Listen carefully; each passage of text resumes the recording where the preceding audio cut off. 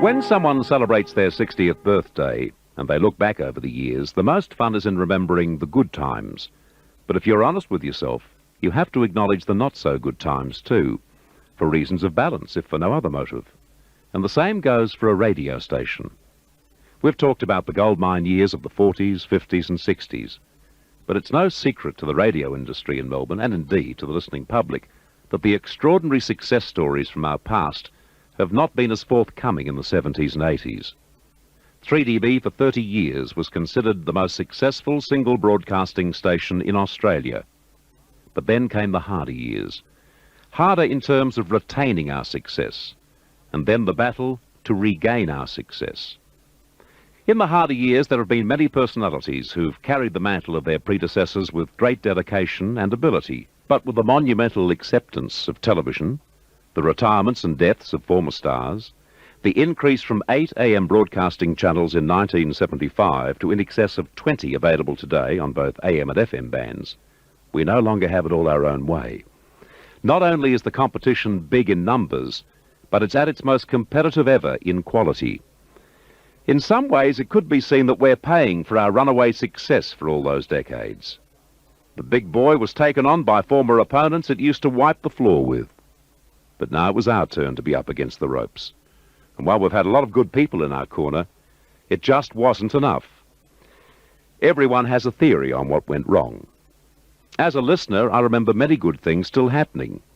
DB pioneered talkback radio with Barry Jones, now a member of the Bob Hawke government, and Gerald Lyons scooped away from the ABC. But what did go wrong?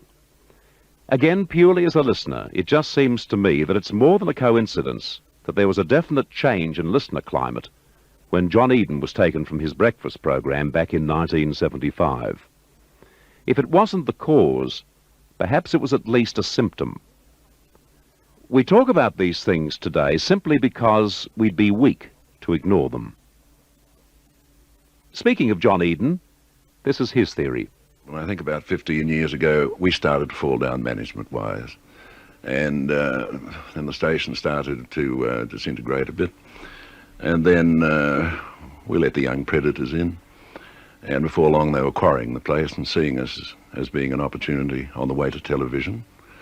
But management let the station down very badly in the last 15 years. Bill Collins has his thoughts. I think we were probably too good in the 50s and early 60s, and we became complacent. Now, I believe our sales department at 3DB became order takers, because I know quite often, as you know, you just couldn't get on the station at one stage, and people would ring up, a sponsor would ring up and say something, oh, well, we haven't got anything, we'll put you on the list and contact you.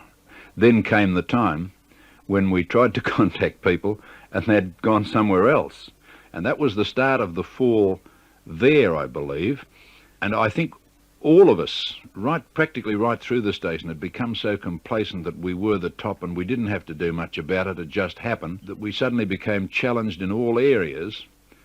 And also, there was a bit of an economic recession in the 60s, in the early 60s, and I think this also hit at the advertising. We weren't prepared to fight back.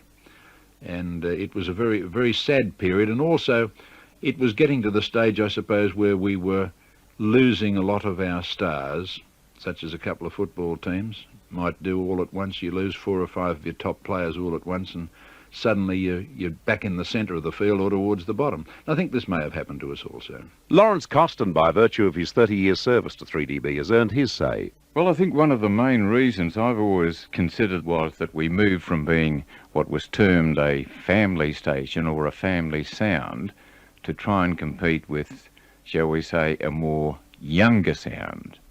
3DB, as you know, is a family station. They had this great intimacy with their listeners, which they held for years and years and years. And in the early 70s, it was suggested that 3DB's listeners were 50 and over. And it was of the opinion that those people 50 and over were not what was required in what, shall we say, the new 3DB. They felt that they did not buy the products that were advertised, that they would not have the money that the younger people would have to buy the various products that may be advertised on the air, and so they turned around the complete format of the station to a much younger sound.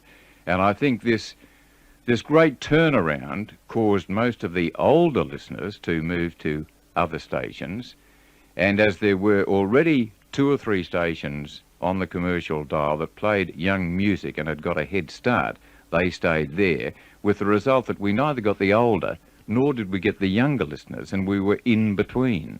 And I think this was the major reason why we moved away from that family type sound to a younger sound that caused the rift. One of the shining hopes of those grey years was a young announcer who first joined 3DB in 1965, while the station was still enjoying its place at the top. And he stayed for 16 years and became known as the angry young man of radio. Dennis Scanlon. Bert, my first memory is, it's gone now, but I was in the old 3DB when I started, where the Herald loading docks are now, or part of the loading docks in Flinders Street. It was a dreadful old building, but it was loaded with atmosphere. And I used to was hired to do the Midnight to Dawn show, and we used to do that not in the main studio, but a little studio downstairs, where there was no air conditioning. In summertime, you virtually sat there in your jockettes, and in winter, you sat there huddled over a one-bar radiator. But it was fun at those days, Bert. We had a great team there. We had John Eden, of course, was doing breakfast. David Johnson was there. He was doing mornings. Lawrence Costin, Charles Scase, and I'd come from 3XY, which is basically a music station, to the then personality station of Melbourne. And in those days, they were rating #1. And I was a bit overawed at first, but I just remember the unbelievable warmth that people like John Eden showed me, and the guidance that people like John Eden showed me. And it was fun. Even though the amenities were diabolical, it was a fun time. While Dennis was here, the station went for that change of audience that Lawrence spoke about. And we tried to get the young people. We tried to update the music, but we sort of did it in a schizophrenic fashion. We still had talk back between 9 and 11, and we'd follow 2 hours of talk back with Led Zeppelin. So if we were going after young people, we didn't do it properly. But it was my opinion that we shouldn't have worried about young people. We sort of had the image of a family station, a part of Melbourne, like TUE was in Sydney. And I think that was the start of it, Bert. We virtually said to everyone over 40 years of age, look, 3DB is going to change. We don't want you.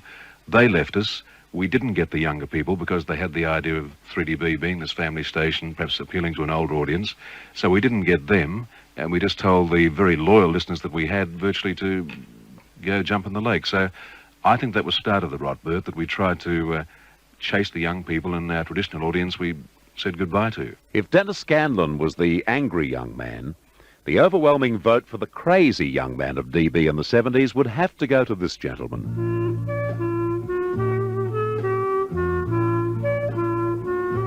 So, I see that 3DB has 60 candles on its birthday cake. Well, I hope the fire brigade has the cake under control. Hello, this is Rick Melbourne. Yes, I was with 3DB for 5 of those 60 years, 1975 through to 1980. I remember Mr. Murray, Mr. Lee Murray, mine and everyone else's announcing teacher, saying to me, "One day, son, I'm going to get you into 3DB, despite the fact, son, that you don't barrack for Collingwood." Ah, dear Mr. Murray. Well, he was right. But I didn't join 3DB until 1975, some 10 years after his prophecy. And true to my radio career, it was through a revolution. Gone was the call sign 3DB. In its place, a star-spangled logo which read DB Music. Ah, yes, we spared no expense. We hired Chelsea Brown to sing the jingles. Chelsea Brown. Funny, isn't it? Today it sounds like a fence stain. They put me on the breakfast show, and I'm pleased to say I went from 6 points up to 15.7 in the first year. Been a while since 3DB hit those figures. Oh, but to this day, I certainly do thank you, the people of Melbourne. It was an exciting time for Melbourne radio. Yet it was more than that. New music was emerging. Remember? We called it disco. Rick's stay at 3DB the first time around was to be short-lived. His departure from the station to join 3KZ was headline news. It's over 10 years ago since it happened, and there are various versions of the story told. As I remember being told by the then program manager, Brendan Sheedy, he, Brendan, was invited by Rick and a couple of the blokes to meet at a Melbourne hotel. Brendan accepted the invitation to find that the reason for the rendezvous was a mass resignation. Rick, his newsman Robert Hicks, the Midnight to Dawn announcer Ron O'Neill, and DB's morning personality Ted Bull were flying the coop, landing on the Trades Hall, home then to 3KZ. This is how Rick remembers it. It was about this time that old Mother 3DB and I had a fallout. I think it was about money. But then again, I'm not the first disc jockey for this to happen at any radio station, am I? Thank you. Well, of course, this is what triggered the great radio raid. It's now history, but a deal was drawn up that saw myself going to another said radio station as program director and breakfast announcer. Well, I very sadly told my newsman of my intentions, and he signed up at once. As did the morning 9 to 12 announcer. Well, he'd been fired anyway, along with the afternoon announcer. And it suddenly dawned on me, with all these people leaving en masse along with myself, 3DB would be without an entire daytime lineup. Oh, Melbourne, what have you done? Well, when the news broke in the press, utter mayhem, and they have never seen that again. Someone called us pirates. Yes, I suppose we were, so we became pirates, playing the hits and having a lot of fun. They were outrageous days. True, we did bring about some radio changes that influenced the business then and even today. We expanded the music list, and frankly, in one word, we dared. We dared to do and try a lot of new things, and the great radio raid actually did more good than harm. Well, we went out to functions, we were in our pirate outfits and installed a parrot in the foyer of this particular radio station. Actually, I think it's still working there today. It's probably due for long service leave, is it? All the press shots were done aboard the Polly Woodside. And here's something interesting. For the first time in the history of Melbourne, the Jolly Roger was hoisted above the Trades Hall building where our studios were.